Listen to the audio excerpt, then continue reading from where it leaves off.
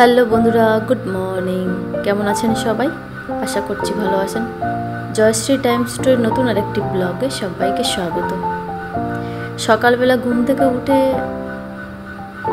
একদম আজকের অনেক কাচাকুচি ছিল। গতকাল যেহেতু বেডশিট ফিট সব কিছু চেঞ্জ করেছি, ওইগুলো সব কেচেছি। তারপরে আর হাজব্যান্ড তো বেরিয়েছে সেই ভোর 4টের সময়, তখন উঠে ছেলেকে খাইয়ে আবার ঘুমিয়ে পড়েছিলাম। তারপরে উঠেছি সকাল 7টার সময়। উঠে সমস্ত বাসি কাজ কমপ্লিট করে জামা কাপড় কেচে স্নান করে তারপরে রুমে গিয়ে দেখি ছেলে উঠে পড়েছে। তো ওকে নিয়ে চলে এসেছি ছাদে জামা কাপড়গুলো শুকনো করার জন্য মেলে দিতে। ছাদে এসে দেখি ছাদে মানে লাইট খাটাচ্ছে। এখন হয় না দিওয়ালির আগে পুজোর সময় মানে ঘরে ঘরে সব লাইট জ্বালে, কত সুন্দর দেখতে হয়। তো আজকের ওই যে মানে ক্যামেরার সামনে ঘোরাফেরা করছে, দেখতেই পাচ্ছেন একটা দাদা। আর জামা কাপড় শুকনো করতে দিতে ওই জন্য একটু অসুবিধা হচ্ছে, কারণ সাইডগুলোতে দেওয়া যাচ্ছে না।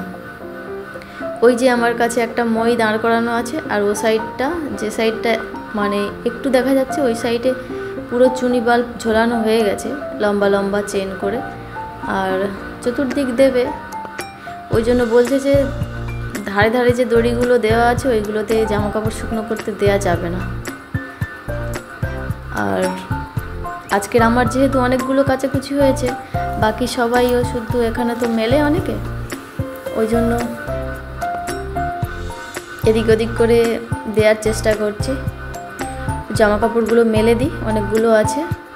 ছেলে এরোপ্লেন দেখছে, এখানে তো অনেকটা নিচে থেকে এরোপ্লেন যায়, আর ওই যে ছাওয়ার দিকে দাঁড়িয়ে এরোপ্লেন দেখছে। এগুলো মেলে দিই, দেওয়ার পরে ফিরে আসছি। জামা কাপড়গুলো সব কটা শুকনো করতে দিয়েছি, দিয়ে এই যে দেখুন ছেলেকে নিয়ে নামছি। আসার সময় ওকে কোলে করেই নিয়ে উঠেছি, মানে জামা কাপড়ের বালতি তারপরে ছেলে দুটো কোলে করে তুলতে সেই 3তলার ছাদের উপরে অনেক কষ্ট হয়ে গেছে। যাওয়ার সময় ও একাই নামছে দেখুন, আর হাত ধরেছিলাম, হাতটা আমার ছাড়িয়ে দিল, দিয়ে ও একা একা নামছে। ভয় লাগছে কোথায় পড়ে যায় কি হয়, হাতটা ছেড়ে দিল ফট করে। ওকে বলছি যে আমার হাতটা ধরো, ও দেখুন ওই যে ধরতে চাইছে না, একা একা নামবে। তো ওকে নিয়ে আগে রুমে যাই, তারপরে আবার ফিরে আসছি, না হলে কোথায় পড়ে টরে যাবে তখন। ছেলেকে নিয়ে চলে আসলাম রুমে। এসছি কিছুক্ষণ আগে, এসে তারপরে ছেলেকে জল খাইয়েছি, খাইয়ে আর এই যে দেখুন মশারি টুশারি সব কিছু মানে তুলে ফেলেছি। বিছানাটা ঝেড়ে এখন ভালো করে পরিষ্কার করে গুছিয়ে নেব। আর আজকের ভাবছি মানে এই যে খাটটা মুছবো, অনেক দিন প্রায় সপ্তাহখানেক হয়ে গেছে এটা মুছে পরিষ্কার করা হয় না। আর ছেলে না হাত দিয়ে দিয়ে ওই জায়গাগুলো নোংরা করে দিচ্ছে, মানে আর এমনিতে ধুলো ময়লাও পড়ছে, কিন্তু ও হাত দিচ্ছে সেগুলো দাগ হয়ে যাচ্ছে। নতুন জিনিস চকচক করছে, দাগগুলো আরও বেশি বোঝা যাচ্ছে। একটু ভালো করে চেপে চেপে মুছে ওই দাগগুলো তোলার চেষ্টা করছি, মানে একদম ভালোভাবে হচ্ছে না। কিছু দিয়ে মোছে কি এটা আমি ঠিক জানা নেই, কারণ স্টিলের খাট তো এই প্রথমবার ব্যবহার করছি, অতটা জানা নেই বিষয়টা। তো আগে ভালো করে মুছে মুছে পরিষ্কার করি। খাট নেওয়ার আগেই বলেছিলাম যে বেশি ডিজাইন করা জিনিস নিও না, কারণ এগুলো না বেশি ডিজাইন প্রথম নতুন অবস্থায় দেখতে হয়তো ভালো লাগে, তারপরে আস্তে আস্তে ধুলো ময়লা পড়ে পড়ে কিছুদিন পরে এমন হয়ে যাবে যে আর একদম ভালোই লাগে না। এটা তাও অনেকটা প্লেন আছে, তেমন একটা ডিজাইন নেই। আর ছেলে ওই যে ঘরের মধ্যে ছোটাছুটি করছে, মানে দৌড়াচ্ছে। তো ওকে খাওয়ানোর জন্য একটু খিচুড়ি বসিয়ে দিয়েছি। পরপর দুদিনও ম্যাগি খেয়েছে, ওই জন্য ভাবলাম যে ম্যাগি দেবো না, আজকের ওকে খিচুড়ি বানিয়ে দেব। ওই জন্য প্রেসার কুকারে একটু খিচুড়ি বসিয়ে দিয়েছিলাম, 3টে সিটি দিয়ে বন্ধ করে রেখে দিয়েছি। তো ওটা কিছুক্ষণ পরে খুলবো, সেই ফাঁকে আগে বিছানাটা পরিষ্কার করে নিই গুছিয়ে। মাথার দিকটা মোছা হয়ে গেছে, পায়ের সাইডটাও মুছে নিয়েছি। আর পায়ের দিকটা না ওই সাইডে দেয়াল ঘেঁষে রাখা, তো একটু অসুবিধা হচ্ছিল মুছে পরিষ্কার করতে। তারপরে এই যে চলে আসলাম বিছানাটা ভালো করে ঝেড়ে নিতে। আর এই বিছানাতে না একটা রাবার সিট পাততেই হবে অবশ্যই। প্রত্যেক দিন ছেলেটা জল ঢেলে দিচ্ছে, মানে ও জল খাবে বলে নিয়ে, আমি ধরো কোনো কাজ করছি, ও ঘরের মধ্যে খাটের উপর বসে বসে হাতের জল ঢালছে, ঢেলে ঢেলে বিছানায় পড়ছে। আর এই ইয়েটাই নষ্ট হয়ে যাবে, মানে বিছানায় যে ম্যাট্রেসটা দেওয়া আছে। এদিকে বিছানাটা ঝেড়ে নিয়েছি ভালো করে, নিয়ে একটু টান টান করে পেতে নেওয়ার চেষ্টা করছি। আর ছেলে ওই যে গাড়ি নিয়ে দুষ্টুমি করছিল। আর এদিকে আমার বিছানা গোছানো রেডি হয়ে গেছে একদম। তো এবারে ছেলেকে খাওয়াবো, তারপরে আবার পরে ফিরে আসছি।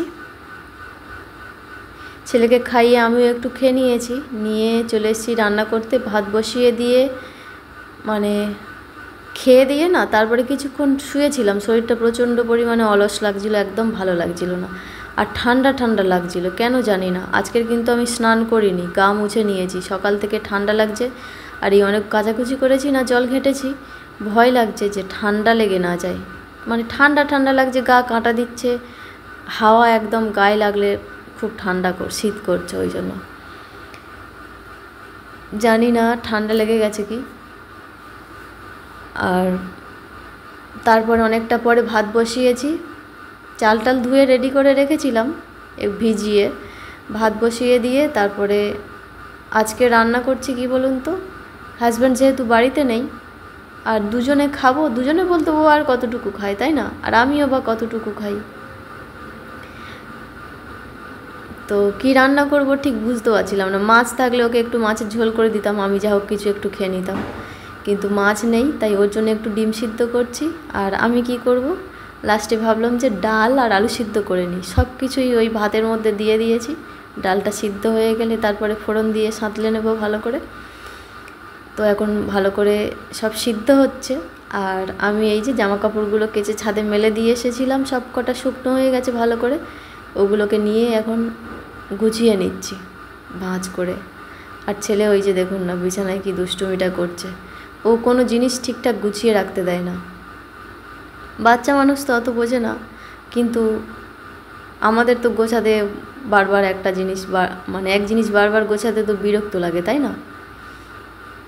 কখনো বালিশ টেনে নিচে সব ফেলে দিচ্ছে, বিছানায় জল ঢেলে দিচ্ছে, মারও খাচ্ছে মাঝের মধ্যে এর জন্য।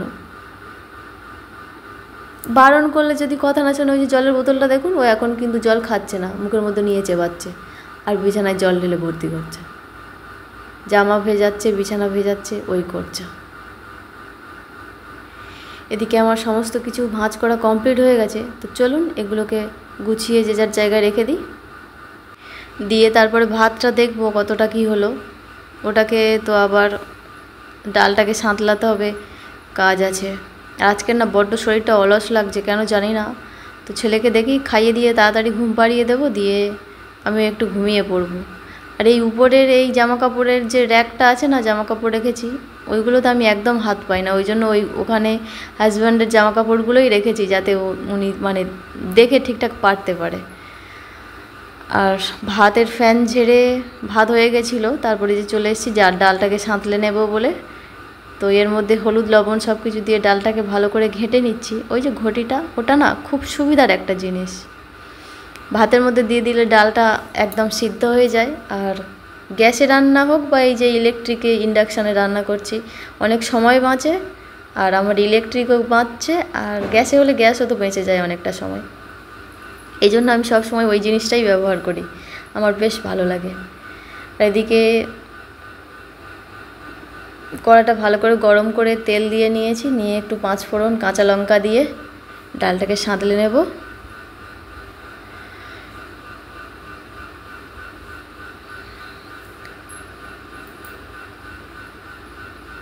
ডালটা এখনও গরম হয়ে আছে, বেশি সময় হয়নি ওটাকে মানে বের করেছি ভাতের মধ্যে থেকে। একটু লবণ কম হয়ে গেছে ডালটাতে, মানে টেস্ট করে দেখলাম, তো আর একটু লবণ দিয়ে দিচ্ছি।